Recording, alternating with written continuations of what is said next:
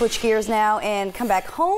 Yeah. Although, I mean, I bet you that air quality in Charlotte's a lot better than it is here in California right now. A lot better for most of the country. California really being plagued by this. We're making national headlines because of the amount of smoke we have in the state. And that includes us here in Kern County. Here's the Kern River Valley area where you see how much smoke is trapped in the valley. This is Breckenridge trying to look down into the lake, and we can't see it below there. Here in Bakersfield, as we look off to the east toward the horizon, the sun is coming up among the mountains, and you see how thick that layer of smog and smoke is for us. And it's also coming down to Tehachapi and even as far south as Frazier Park. So right now, as you're getting your day started, at least we have the 70s. It's mild temperatures. We're about the same as we were yesterday, but it's very dry, very hazy. We're getting quite hot later today because high pressure is in control. So California is gripped by dry, stagnant conditions. And when I talk about dry, we mean dangerously dry. Humidity levels about 27% in Frazier Park, now 21% in Isabella.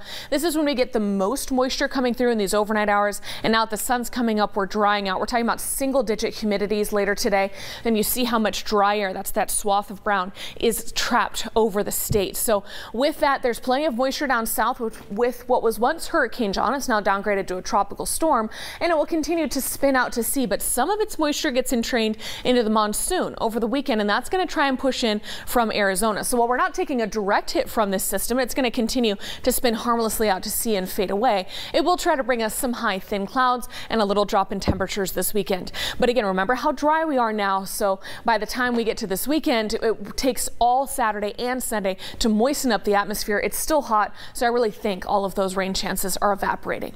The good news is we'll continue to have a little bit of a westerly flow for most of next week, taking us to the 90s for those first couple days of school, Wednesday or Thursday, depending on your district. That's just above average. At least it's not 100s, but the air quality likely not getting much better until at least next week. If even then, we have to see how strong that westerly flow is. Kern River Valley 100s the next couple days, and then that monsoonal moisture takes you down to the 90s, but again, most of it evaporating. Not a very good chance of scattered showers and isolated thunderstorms. Tehachapi 90s today and tomorrow, and then 80s this weekend. Frazier Park here at 90 today. But even as we fall to 84 early next week, that's still warm and dry and above average.